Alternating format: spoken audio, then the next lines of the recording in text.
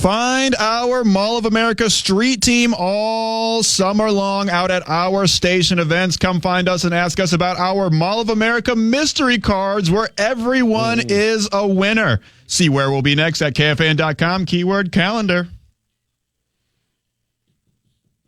Trent Tucker. Now, Tell Me Something Good by Shaka Khan is not a bad selection. Oh, not at all. But it's not Harry Hippie by Bobby Womack, given, we re-revolutionized radio a week and change ago and started playing real songs again. Yeah. But Max... Shaka Khan is great. Shaka Khan's fine, but Harry Hippie or Across 110th Street with Bobby Womack, that takes you and I back at like 20 years. I mean, I think, or Curtis Mayfield. Superfly or Pusher Man. Yeah. It's you were on the radio with Dark Star, God rest his soul, and I was talking to Dark one time about Shaka Khan or about Bobby Womack, and then you just went through his discography, man, and realized how big of a Bobby Womack fan you were. So that's kind of like Trent, what brought us together. Basketball united us throughout the years, and here is Double T, Trent Tucker, who is a wonderful co-host of In the Zone, but also, as we mentioned last time you were around about the shot that you hit with 0.1 second to go and how it established a rule of 0.3 seconds in the NBA to get a shot off. Amen to that, right? Yes. I'm asking you a trivia question that a basketball guest hit me with earlier in the show. Okay. And see if you can possibly remember this. You ready? Uh-huh. Jerry Seasteen joined 9 to noon at 9:35. Now, about 9:40. So Jerry and I, we met each other when he was assistant coach with the Timberwolves, my first year in Minnesota, 1995, calling races at Canterbury Park. And 95. So I'm at Champs Alley with my friend Matt Carruthers, one of my first friends here. Well, in Champs Alley, the night before the NBA draft, Flip Saunders and Jerry Seasteen. Well, Matt, who went to Minnehaha Academy, Jalen Suggs Go Crazy, likewise for Chet Holmgren. Matt went to Flip's basketball camps, like 4 of them, or 3 of them. So he knew Flip. So he's like, hey, there's Flip. I'm like, wow, okay, cool. I didn't know much about Flip in 95. Mm-hmm. Knew a lot about Jerry. All right. I mean, growing up in Washington, D.C., I'm a Bullets fan, and some of the battles they had with the Sixers and Dr. J and Caldwell Jones and Daryl Dawkins and Lloyd Free, World Be Free. And then the league was starting to get good. Dominique with the Atlanta Hawks and Doc Rivers, just a rough and tumble, super tough point guard. Right. Randy Whitman and Kevin Willis and Cliff Livingston and so on. So the league was starting to get really, really good. And I was playing basketball at the time. And when I was in high school, and that was the emergence of Larry Bird and Magic Johnson. So the whole thing took off. Through divorce, I moved to Los Angeles, and here's Magic and Bird for X amount of years. So I got bid hard by the NBA then. And Jerry Seasteen was on a Celtics team that won a championship. Mm-hmm. So I see Jerry Seasteen in the Champs Alley, and Matt wants to talk to Flip about KG and Big Country Reeves in the draft. I'm like, why'd you go after Ralph Sampson? Are you kidding me? Yeah. I mean, you're 6 foot, he's 7'3". Right. Put his palm on your forehead. You were like the guy in the bazooka gum thing on the beach, just swinging away. So I didn't start with that, but he tried to fight, or he got into a fight with Ralph Sampson in the NBA Finals. Yeah. But in talking to Jerry, the 3-point line came up. And we were talking a little old school where I'm like, can you imagine, because Kevin Greavy, who used to play with the Bullets, one of my favorite players, actually met Kevin Greavy in 78, 79 when I lived in right outside Anacostia. And I said, can you imagine how much money Kevin Greavy and downtown Freddie Brown would have made had there been a 3-point line back to 78, 79 or whatever? And he asked, who hit the first 3-point shot in the history of the NBA? Do you know? Yeah. Who? Chris Ford. Come on, man. Of course Double T knows. Man, I'm up here like Scott Wedman or I can't even remember what guesses I had. Chris Ford. Right off the top of the dome, too. Right. I know. Elite basketball mind, Double T. And Jerry played for Purdue during, it was after you, but not a ton after you. And Jerry played, I think Jerry, how is Jerry? Did I play against? No, Jerry played before me, I think. Before you? I think he did. Really? So when did you play in the NBA? I went to the Well, NBA. what years were you at the U? I went to the NBA in 82. 82. So the league Man, guard you guys were in Purdue, unison there. The league guard for Purdue in 82 was Keith Edmondson. Okay. So, all right. So, well, he said that, during the time that he played for Purdue was like the Renaissance years, the golden years of the Big Ten. Yeah. And he started, because he was there against Magic Johnson and Greg Kelser. Yep. And then he's like Right around the same time. Kelvin Jackson. Kelvin Sampson? No, not Sampson. Who else? I mean, like when you played in the Big Ten for other teams were It unbelievable. was Ronnie Lester. Oh, Ronnie Lester. And did he get hurt his career was shortened? With the Lakers. Okay, right. So Jerry went, a couple minutes on him being like, hey, if he hadn't have gotten hurt, he would have been unbelievable, right? Ronnie Lester was so good at Iowa. It was scary. And you remember Silas McKinney, right? Yeah. Yeah, Silas McKinney. Oh, he's local. Yeah. Oh, he's fantastic. I haven't talked to him in years. Silas was assistant coach at the University of Iowa. And He can recruited preach, me, too. And he recruited me to come to the University of Iowa. And they had Ronnie Lester. But my mother, and she says, well, Jesse Evans, who was an assistant coach at the University of Minnesota, and Jesse had known me since I was in junior high school back in Flint because he was the JV coach at my high school before he came to join Jim Dutcher's staff. Jeez. So he and Silas McKinney, both were neck and neck in whether I was going to go to Iowa or Minnesota. And she says, well, Silas, I love you dearly. She says, but, I got to send my son to the University of Minnesota with Jesse Evans. Right. But Jerry was at Purdue 75 to 79. yeah, so I came in. Yeah, he was a little bit ahead of me, but I came in 78. Okay. Yeah. So you guys played against each other. We did for 1 year. Did you play? Oh, wow, man. We've talked about so many things for 20 some odd years. I've never asked you this question. So did Minnesota happen to have a game against Indiana State and the Sycamores? Like, did you ever play Larry Bird before? I never played against Larry Bird. You never played against him until I got to the NBA. Okay. Now, because it was right after or right before Seasting got to Boston, and we were talking about 3-point shooting and stuff, and I'm like, well, remember when Boston played Atlanta in New Orleans? Yep. And Bird's hitting fall-away threes in front of the Hawks bench. Everybody's going crazy. And they're clowning. Right. I mean, because they're getting killed. Yeah. But they're like, it's the lay on each other, the hold people back. They were having fun. I think Mike Fratello might have been their coach. Whomever their coach was just absolutely destroyed them after he watched the video back because they were like, they weren't happy. But, I mean, they were laughing because he hit 1 million threes. I think he scored 60. He had 60, and he also shot one over the backboard. What? Purposely, or was he playing horse? On purpose, yeah. He was behind the backboard and shot over the top in the corner and went in. Wow. Yeah. But so he remembered that moment. But so the Big Ten, man. I mean, just because he playing for Purdue, he told some stories about Larry Bird with the Indiana State Sycamores, and they played him twice. And Larry, like when the Sycamores would play Indiana, Cindy's team, IU, the beloved Hoosiers.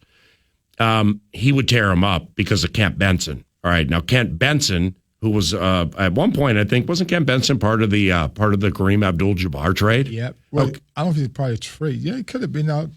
Might have been when he played for Milwaukee. Yeah. Or Lakers, and then he comes to Milwaukee. Yeah. Blew out and so Kareem goes to L.A. But Larry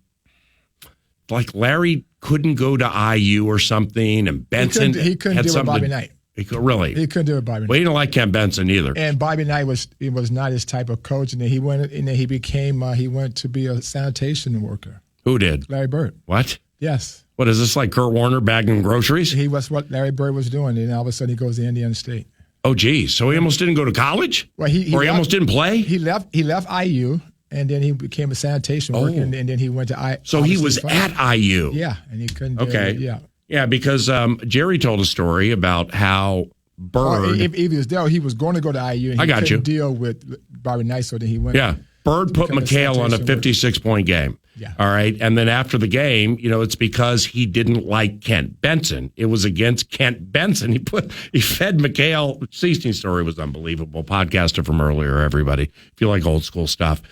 Bird fed him every single time and put him on a 56. And after the game, Larry kind of shared why he did it. And then he's like, well, next game, I'm going to break it and have 60. I always love that one. And he did. Oh, yeah. The next game was Atlanta at New Orleans, and he did. Well, how cool was that? Larry Bird was as good as they come. And, you hear some guys, young guys, talk today. They say, well, Larry Bird could not have played in today's game. I was like, you guys have to be kidding me. I said, because right now the best two players by most experts in the league today are Nikola Jokic and Luka Doncic. They're the two slowest guys in the league. So you're going to tell me that Larry Bird is slower than them? The two slowest guys in the league today, by many, believe they are the best two players in the league. So go ahead. So Larry Bird is faster than Luka Doncic or Nikola Jokic. So you checked Larry, right? I never checked Larry. No. Oh, you never checked him? No, back then you didn't switch. Okay. There were no switching between small to big. Well, because I'm looking at like his shoulders, and how big and thick he was. And Bird he was 6'9". Yeah, and he was slow. You're right. But, he just looked country strong. He was like Luka Doncic and Nikola Jokic. They're not fast, but they were skilled basketball players, and they had great awareness. Yeah. And Larry Bird was always 2 or 3 steps ahead of the play. And with that gift that he had, made him so good and so hard to defend. You think if Anthony Edwards at age 22, let's say he works hard on his left-handed dribble, which he has and has gotten better. Yeah. And it's gotten better. Mm-hmm. So do you think at his very best he could be Jason Tatum-like? Or yeah, for sure. Okay, or you think he'd shoot higher? Really? I think Tatum's the bomb. Jason Tatum's a heck of a basketball player, but Anthony Edwards is a heck of a talent as well. The Wolves have something special at that 2-guard position, for the next 4 or 5 or 6 years. It's all about now how they nurture him along the way in terms of his growth from a mental standpoint, but from a physical standpoint. He is as good as anybody in the league. You're familiar with the game of Julius Randle, right? Mm-hmm. Yeah, you know how Julius plays, and you know how Karl Anthony Towns plays, right? Yeah. Do you think one of them is dramatically or better than the other? I think they're different. Yeah. Because like Julius, I recall him being a really good passer for his position. Might be wrong with that. Max thought I was wrong. But like Max was like, 10 out of 10 times I'd take Cat over Julius Randle. Now I'm going to eliminate the injuries here. Okay. And like Julius has had, but I got a lot of respect for Julius Randle. I would have to lean toward Max because I would take Karl Anthony Towns over Julius Randle. And the reason I say this is because Karl Anthony Towns, and no one has forced him, I shouldn't say forced, or convinced him to use his entire basketball game. He's a great three-point shooter for a big man. I think he has a ton of skill as a big guy. But the one thing that no one has convinced him how to balance off his game is to play more with his back to the basket. Yeah. And he's a wonderful post-up player. But mentally, he wants to float outside. And throughout his career so far, the offense has allowed him to play that way. And when he is going to the basket or playing with his back to the basket, he's a load to deal with. And that makes the Wolves a much more effective basketball team when he bounces off his game. To me, Julius Randle has proven that he's an all-star type player, but he needs the ball in his hands a great deal to make his offense work. That's a very good point. So I don't think he would be a very good fit for someone like an Anthony Edwards. I will say this going forward. As I look at this Wolves team as they are constructed today, they're going to have to make a change. They're going to have to make a trade. As good as Mike Conley Jr. was this year, I can't go into year 18 with Mike Conley Jr. being my lead point guard. Mm-hmm. We need to find a point guard. Or draft one who can play. I need to find a veteran point guard in the league that somebody might be willing to make a move with. Oh, wow. And Karl Anthony Towns might have to be the guy, to solidify that position going forward. I wouldn't trade Karl Anthony Towns just to trade him. Yeah, I got you. But as I look at how the Wolves are going to stay in this Western Conference race and with a chance to win the championship, they're going to have to get stronger and younger at the point guard position over the next 4 or 5 years. The professor agreed with you. P.A. Wrong one. The professor agreed with you. Box. Yeah, the topic came up, Double T, because we were talking about a hypothetical trade, and the Knicks are always the team that gets mentioned with Karl Anthony Towns, and I was just saying it. At the best, it'd be a lateral move for the Wolves. I wouldn't really prefer it to be with the Knicks because they don't have a whole lot of assets or players that I would like. And you just mentioned, you led me right into my question about trading Karl Anthony Towns and possibly getting a new starting point guard. Darius Garland, Trae Young, those are kind of names that have come up in trade and potential trade discussions of players that the Wolves should go out there and get. Is there a player in your mind that you would trade Karl Anthony Towns for? Because like you said, it has to be a very specific kind of trade. It has to be for a younger point guard, a guy who can go out there and get his own shot. Is there any players that off the top of your head that you think that would fit this Wolves team that you would trade Karl Anthony Towns for? I think the two guys you talked about, they would fit this team, I think, going forward very well. But I like Trae Young because Trae Young has proven that, he can be a big-time point producer at that position, but also he can set up and run the offense as well. You talk about Luka Doncic and Kyrie Irving in Dallas. You put Trae Young and Anthony Edwards together, that would be a fun backcourt to watch for many more years to come. What about Darius Garland? Any interest? I like Darius Garland as well. I think he would be a good fit for this team. But if I had to choose one of the two, I would go with Trae Young first.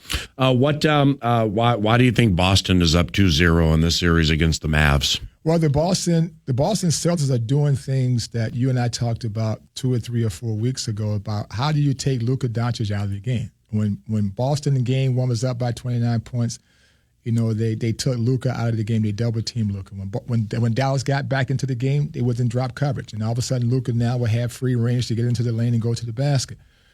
You have to have respect for a great offensive player like that. And when you don't bring that extra guy or double-team him to take him out of the offense and see if someone else can beat you, all of a sudden now he's in a one-on-one type situation with the game on the line where one shot can make a difference. And so Boston has done a very good job of making sure that Luka is not going to beat them. And you can see when the double team comes, when the aggression on the defensive side is there, he will turn that basketball over. And Boston has jumped over all of those turnovers and turned those turnovers into easy points. Double T, yeah, you're so right. I mean, I think Luka had 8 turnovers or something like that yesterday. It was pretty brutal outside of obviously the triple-double, but no, he's not getting any help. Kyrie Irving has been pretty much locked down by Drew Holiday and Derek White. P.J. Washington has been kind of a factor, but not really a factor. What does Dallas have to do to try to get these other guys that aren't Luka Doncic going? And what happened to the alley-oops? What happened to the Derek Lively's and the Gaffords of the world? What are the Celtics doing to try to take that away? And what do the Mavericks have to do to get their offense going? Well, see, Boston is trapping him. When he comes off that pick and roll at 28 feet, they have a guy right there. So now you throw the ball to Gafford or Lively at 25, 26 feet.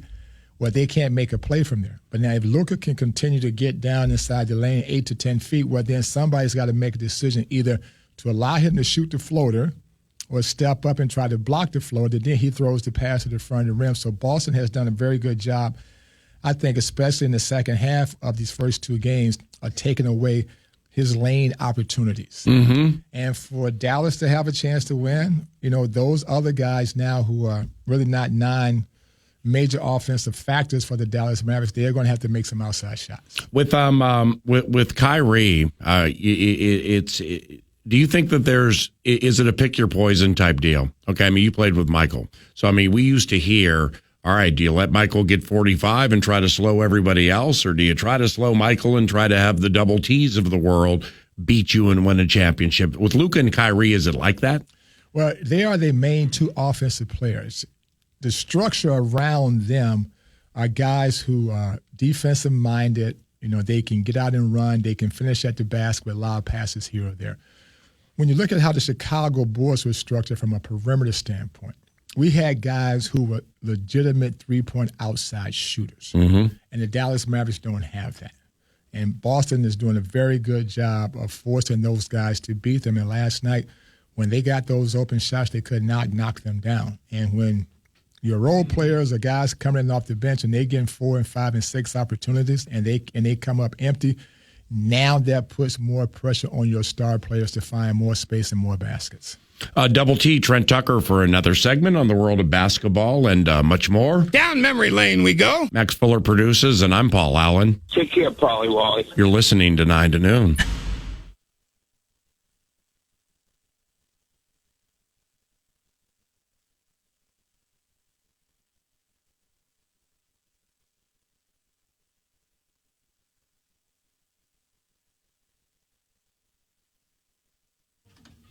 Wow.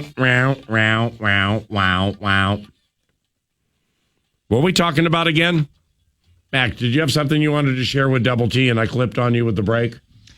No, we were talking about the NBA. We were just breaking down the NBA finals. I was enraptured with Double T's breakdown. Yeah. But I did want to hear his thoughts about what we were talking about earlier about the Dan Hurley, Dan Hurley situation. He might be leaving UConn to go be the head coach of the Lakers.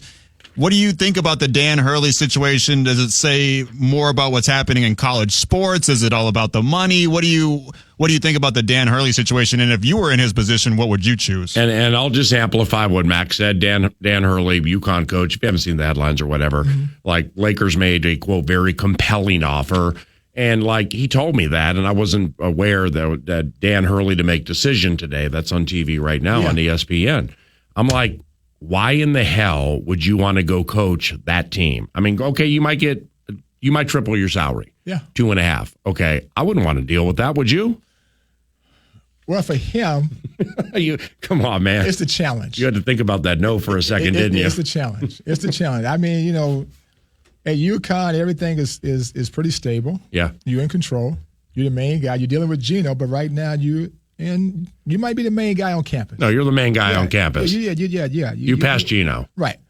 But if you're looking for the ultimate challenge, the NBA is the ultimate challenge. And for someone like Dan Hurley, knowing his background with his father being a great big-time coach in Patterson, New Jersey for all those years in high school when I was out there playing for the Knicks. Dan's older than Bobby, right? I think he is, yeah. And so if you're going to accept the challenge, you can't find a greater challenge than the L.A. Lakers. Really? Go coach the Wizards and get them to the playoffs. Well, that's a challenge. But nobody's going to follow you down there. But all the eyes are going to be on you in Tinseltown. Yeah. So if you want that type of pressure and to take on that challenge on a daily basis, other than going to New York City, you can't find a tougher challenge. Yeah, and Dubé and I, like when we started in '98, DA and Scooby, Puffy, AM 1130 KFAN. We would argue about this where he's like, well, if I can make X amount of dollars coaching this college team and I can keep this for X amount of years and it's going to grow, why would you want to leave and deal with the knucklehead factor, the arrogance, the players making more money than you, and like go to a professional sports league? And my response always would be, well, there are some that dream of striving at the highest level and becoming immortality at the highest level. It's true. It is true. You know what? But X amount of years removed from that take, I've kind of flipped on it a little bit. It's hard. I mean, it's not easy. I mean, it's going to take some years off your life for sure, and it puts more pressure on people your have family. changed. And people have changed. But for a guy like Dan Hurley, if he was willing to accept this job, he's going to have the ultimate backing of that organization. Right. So that should give him the confidence that he can go out and be the coach that he wants to be, and he can hold guys now accountable. Well, but that like in the first or second round, he knows college basketball better, most likely, than their personnel staff, their scouts, and LeBron. I would agree with that. Cool. Well, so Dan's going to get $12 million a year, say he takes a 13, whatever it is. And then all of a sudden LeBron comes over the top to draft his son over some UConn guy who Hurley knows can help him more than Bronny. Mm-hmm. Well, that ain't no good. Well, and I know you need to have all those conversations. Yeah. Before you put your name on the dotted line. 100%. And if you have the 100% backing of the organization, that allows you now to make the choices that you want to make and construct this team how you see fit. That's going to give you the best chance to be successful. Now, when you look at the Lakers, and a year ago, they were in the Western Conference Finals. This past year, they led just about every game by double digits against the Denver Nuggets. And somehow, some way, they were not able to overcome the Denver Nuggets. The Lakers are not far away from being, a consistent contender in the Western Conference. And maybe Dan Hurley is the guy that can bring the right type of stability with the right type of program to help this team stay consistent at playoff time. This Edmonton Oilers team is in for it. This Florida team's a handful. Oh, no doubt about it. I mean, it's like I don't go out of my way to watch Florida Panthers hockey. I got the NBA League Pass. I don't think I have center ice, but I don't watch much Florida hockey. But except when they're in the playoffs, then I'm like, wow. I always forget that Matthew Tkachuk is like the most underrated player in the NHL. Oh, by the way, Alexander Barkov won the Selke. Best defensive forward. I'm like, damn. Well, I mean, he's Sunrise, Florida, Fort Lauderdale. They're under the radar because of where they play. And then you watch them like I did the other night. And I'm like, ain't nobody beating this Florida Panthers team. This team is nice. This team is very, very good. And for Edmonton, they're going to have to score early. I mean, they came out flying in game number 1, but they just could not, get that puck into the back of the net. And it's frustrating, for a team like Edmonton with all those great offensive players led by Draisaitl and McDavid. Yeah. And when you have opportunities and the goalie turns your way time and time again, at some point in time, Florida is going to capitalize on those missed opportunities that you had and put you down 1 or 2-0. And when they get you down 2-0, they just suffocate you now with their defense. Do you watch a lot of NHL like during the year? I mean, how many kids you have playing hockey too? 2. Yeah. And okay, so you watch a lot. So good. It's good to ask you this question because I don't watch a lot league wide, and I try to watch every Wild game. But like when Colorado is in the Stanley Cup final, you'll NHL Network or just stuff you follow and read. Nathan McKinnon, best overall in the world, and then Toronto is ascending. Austin Matthews this. And then Edmonton, Connor McDavid, best overall. Is Connor McDavid the best overall player in the world? I don't know if he's the best overall player. He might be the most talented player. Right. Because of his size and his stick handling? His okay. Speed and his quickness. Right. Well, McKinnon's fast as bleep, by the way, and he's also big. The guy who I enjoy. McKinnon's the bomb. I don't. Yeah, go ahead. There's 2 guys who I really enjoy watching play. Nikita Kucherov. Yeah. Down in Tampa. Yeah. And Leon Draisaitl. Yeah. Why Draisaitl? He's a wonderful hockey player. Because he's Scottie Pippen. And he does everything well. He's Pippen with McDavid. Yes, right. Yeah. MJ, right? Yeah, that's what he is. That's a great role to have. Who's the double T? Evan Bouchard? Yeah, a Hyman who sits in that slot, My man. But I spent a lot of time talking to a good buddy of mine who's a National Hockey League player, and all of a sudden now he works for the NHL Network, and also does some work. Well, how is Bruce Boudreau? Kevin Weeks. Just kidding. Oh, Kevin. Oh, the goalie. Yeah, Kevin Weeks is a good friend of mine, and so he and I got to really know each other during the pandemic because he was doing his podcast stuff and his Instagram stuff. So he and I were, back and forth talking here and there. And I've always enjoyed his work on the NHL Network. And, yeah, me too. I got a chance to meet him and talk. And he's a huge basketball fan. So he and I have become really good friends over the last few years. Are your kids in high school? I will have one in high school this fall. All right. Social media and young men. Your thoughts? Well, phones and just always being in it. Your thoughts? I think as a parent, you have to be able to manage it, and control it. Yeah, that's pretty easy. And for my 2 boys, their mother, she controls it very well. God bless her. She controls it very well. I mean, I monitor some, but she's on top of it. Yeah, I mean, you're a little older than me. How old are you? 64. Okay, so you're a little older than me, but I mean. It's like when you wanted to talk to a girl in 79. All right, so 79, you're 24, you're 19-ish, 18-ish. I'm like 12, 13, 14. And you had to get the phone on the wall, hope it had a long cord, so you could lay down or sit down. No doubt about it. Like in the kitchen, so you could sit down, and then like the cord's knocking over utensils as you're pulling it over, get stuck in the toaster. Right. Mom yells at you. Yeah.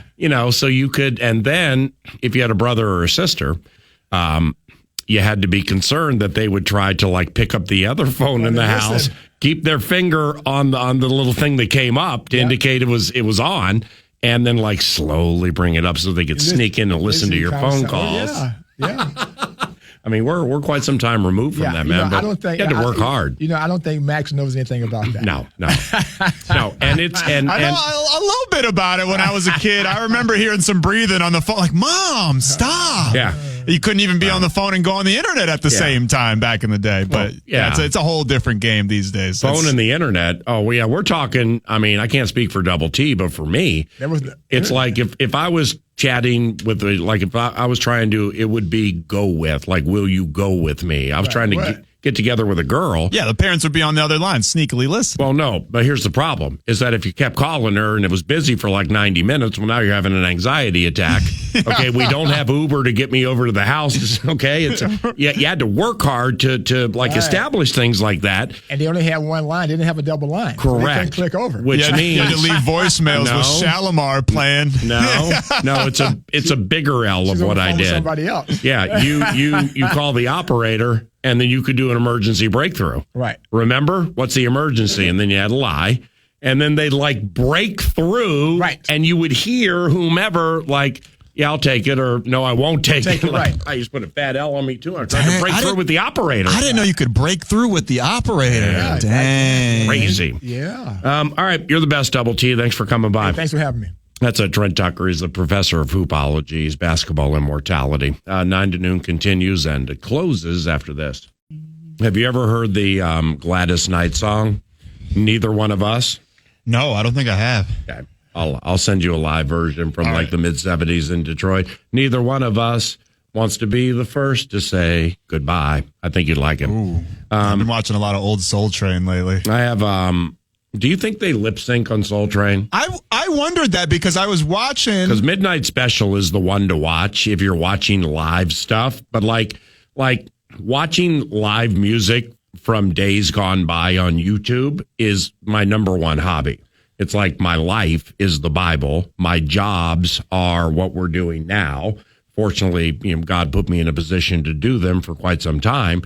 But my hobby is watching music on YouTube, and I'll come across some Soul Train type stuff, specifically one I watched with the Spinners over the weekend and Teddy Pendergrass singing something when he was with Harold Melvin and the Blue Notes. Oh, yeah. I think I saw that. Was it the Wake Up one? Wake Up or The Love I Lost, one of the two. Yes, I just watched those over the weekend, and too. I'm like, okay, well, he's keeping the microphone in the same spot.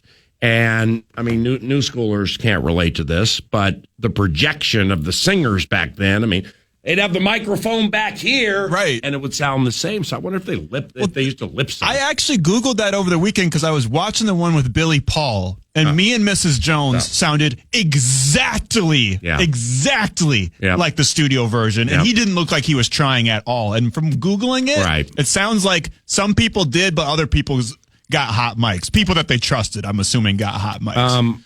I have a friend of mine who coaches in the NBA. He's not a head coach, but he's with another team, not with the Wolves. So about 45 minutes ago, I put that Randall Cat question in front of him just to see what he said, to stream his NBA consciousness. Right. And my man wrote back, Julius has a low post game Carl never will have. When Karl Anthony Towns puts the ball on the floor, he simply gets out of control. Randall does not. The amount of stupid fouls Karl takes per game, bad offensive fouls, can kill momentum. The Wolves have enough three-point shooters without Cat. They need more well-rounded low-post players. Naz can do it all offensively. Cat watches Naz put the ball on the floor and wants to be like Naz, but he can't control himself like Naz. Julius is also going to get opposing defenders in foul trouble more than Karl Anthony Towns will. So that's actually from my friend who's a mailman named Johnny Cage. He's working out Woodbury Ways, the East Sider. That was his take, but it still was a pretty good take. With Cheryl Reeve earlier, I love chatting with Cheryl, always have. But I'm that lemming. I'm OL, original lemming, in that I'm watching the WNBA more than I ever have. I'm following the links more closely than I ever have. I'm watching Caitlin Clark highlights the morning after her games. Yeah. If I miss them, you get about a 5 to 7 minute clip on ESPN after every game. I will watch the Connecticut team play her Fever tonight to watch a little bit. For sure. Caitlin Clark and that NCAA tournament run, and just the fact that not the aura or anything with her, she's just fun to watch. And then like I'm watching the NCAA tournament, and I'm like, you can drop good times whenever it's time. By the way, I don't want to clip on the next show. It's Cheddar B. But so then I'm watching the physicality of like LSU and Iowa, and Connecticut and Iowa, and South Carolina and Iowa, and I'm like, damn, man, this game's changed since the last time I paid attention to it. So yeah, I'm that lemming. I'm following the WNBA more than I ever have. And Caitlin Clark jump-started it. Absolutely. She was the one that started the fire. But listen, there's a whole lot of heat going on. The Las Vegas Aces are awesome to watch. We got Alyssa Peely over here, who's a rookie just tearing it up. Angel Reese, the Sparks, and Cameron Brink. I mean, this rookie draft class is phenomenal, PA. Thanks for the good times, my friend. I'm at a golf course in Prior Lake tomorrow, and some old and new Minnesota Vikings should be joining. That's when we rise and shine at 9. For Maxwell Fuller, I'm Paul Allen. Have a nice day. The Tenna Fitzgerald is next. Podcast today's Paul Allen Show, or listen back to previous show and interviews by going to the iHeartRadio app or KFAN.com.